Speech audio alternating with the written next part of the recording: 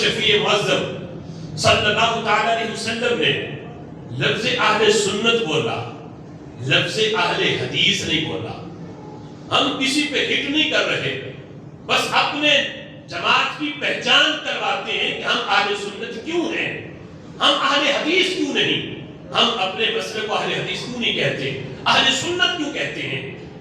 پہلی وجہ تو یہ ہے کہ میرے نبی نے اہل سنت فرمایا، اہل حدیث نہیں فرمایا۔ سبحان اللہ۔ سنت اور حدیث میں فرق ہے۔ حدیث جو ہے بعض اوقات منسوخ بھی ہوتی ہے، حدیث متروک بھی ہوتی ہے۔ کچھ حدیث ہے نبی کا فرمان اور سنت ہے نبی کا عمل طریقہ۔ حدیث بہت سی ایسی ہیں کہ جو حدیث تو ہیں لیکن اس پہ عمل نہیں ہو سکتا۔ مثلا حدیث بعض اوقات کسی خاص بندے کے لیے خاص ہوتی ہے، کسی خاص قبیلے کے لیے ہوتی ہے۔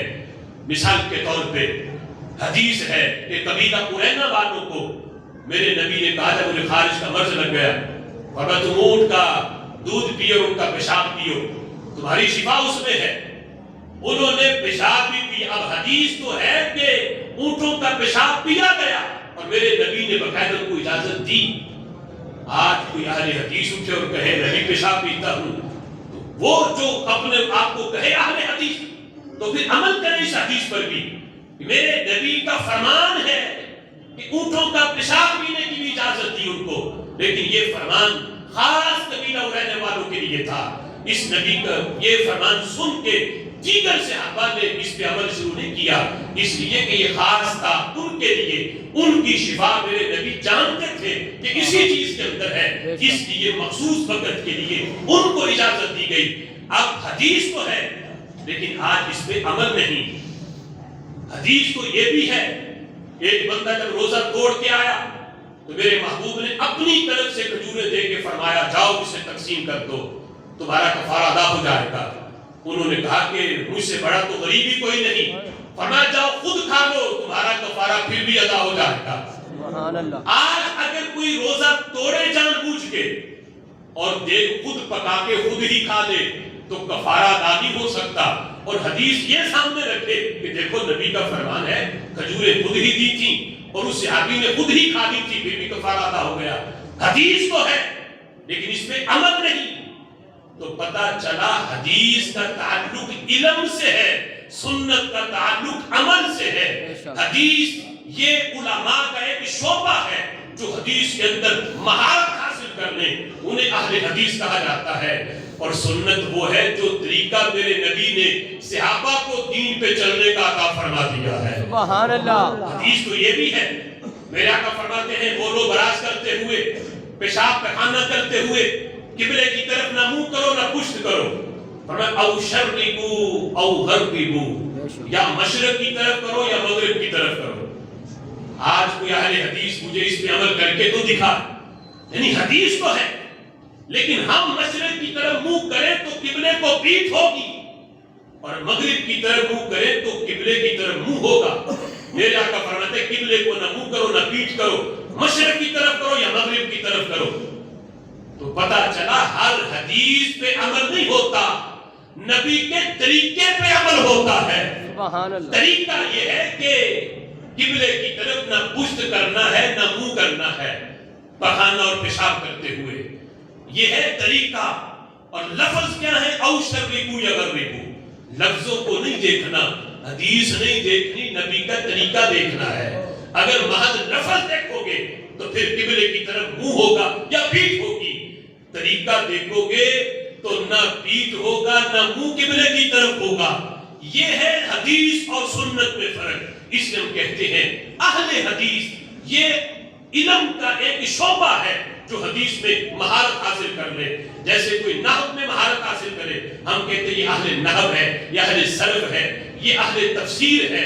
اسی طرح جو حدیث میں مہارت حاصل کرے، امام بخاری جیسے، ان کا یہ خطاب ہے کہ انہیں اہل حدیث کہا جائے۔ ہر ریڑھی لگانے والا یہ اہل حدیث نہیں ہوتا، یہ علم کا ایک شعبہ ہے۔ لیکن اہل سنت ریڑھی لگانے والے کو بھی کہا جاتا ہے۔ سبحان اللہ۔ اس لیے کہ سنی وہ ہے جو نبی اور صحابہ کے طریقے پہ چلنے والا ہے۔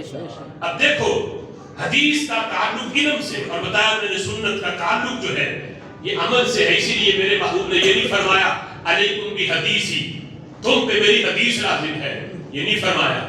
فرمایا علیکم بسنتی، تم پہ میری سنت لازم ہے. یعنی حدیث ہر ایک جو ہے وہ قابل عمل نہیں، وہ خاص بھی ہے، منسوخ بھی ہو سکتی ہے، متروک بھی ہو سکتی ہے. اس لیے فرمایا تم پر میری حدیث نہیں، تم پر میری سنت لازم ہے. اور رب ذوالجلال کا فضل ہے کہ اتنی صدیوں کے بعد بھی ہم نے نبی پاک علیہ الصلوۃ والسلام کی سنت پر چلنے والے ہیں اور سنت کو اپنانے والے ہیں. لہذا اس لفظ کا تعارف اور اس لفظ کا اطلاق کہ اپنا تعارف کرواتے ہوئے اس میں شرم محسوس نہ کی جائے کہ یہ کہنا کہ ہم اہل سنت و جماعت ہیں. آج نئی جنریشن کے ذہنوں کے اندر یہ بات ڈالی جا رہی ہے کہ یہ تم کہو کہ ہم اہل سنت و جماعت تو یہ فرقہ واریت ہے، بس یوں کہو کہ ہم مسلمان ہیں. تو میرے بھائیوں، مسلم ہونا، مومن ہونا یہ بھی ہمارا تعارف ہے، لیکن یہ تعارف وہاں ہے جب یہود و نصارہ، جب ہندو سکھ کے مقابلے میں کوئی پوچھے کہ یہ کون ہے، تب تعارف اتنا ہی کافی ہے کہ ہم مسلمان ہیں. لیکن جب اسلام کی چھتری کے نیچے کچھ بہوٹیے جو اسلام کا روپ دھار کر مسلمانوں کے عقیدے کو لوٹ رہے ہوں، یہود و نصارہ کے مشن پر ہوں، تو پھر پہچان صرف مسلم نہیں، مسلم تو وہ بھی اپنے آپ کو کہہ رہا ہے، پھر پہچان یہ ہے کہ ہم وہ ہیں جو نبی کے رستے پہ چلنے والے ہیں، صحابہ کے رستے پہ چلنے والے ہیں. بے شک. اور اس پوری اللہ اکبر، یا رسول اللہ، یا علی. اب اس کو ایک مثال سے بھی سمجھو. کچھ ممالک کے لوگ اکٹھے ہوں، جب پوچھا جائے کہ آپ کون ہو تو کوئی کہے کہ میرا تعلق انڈیا سے ہے، کوئی کہے کہ میں فلاں ہوں، میں فلاں ہوں، میں آسٹریلین ہوں، میں امریکن ہوں. تو جو پاکستانی ہے وہ کہے گا کہ میں پاکستانی ہوں. لیکن پاکستان کے اندر جب پوچھا جائے کہ تمہارا تعلق کہاں سے ہے، پھر کوئی کہ میں پاکستانی ہوں، تو یہ تعلق نہیں چلے گا. وہ بتائے کہ تعلق کس صوبے سے ہے، کس شہر سے ہے، یعنی جس لحاظ سے تعارف کی ضرورت ہے وہاں اس لحاظ سے تعارف کروایا جائے. اب جس وقت ہر بندہ اپنے آپ کو یہ کہہ رہا ہو ہم ناجی ہیں، ہم ناجی ہیں، ہم جنتی فرقے ہیں، ہم ہیں سوات اعظم والے، تو وہاں ضرورت ہے کہ اپنی پہچان اس نام سے کرواؤ جو زبان مصطفیٰ سے جس کا تلفظ ہوا، میرے نبی نے جو نام دیا، تاکہ پتہ چلے نہ ہمارا تعلق خارجیت سے ہے نہ رافضیت سے ہے.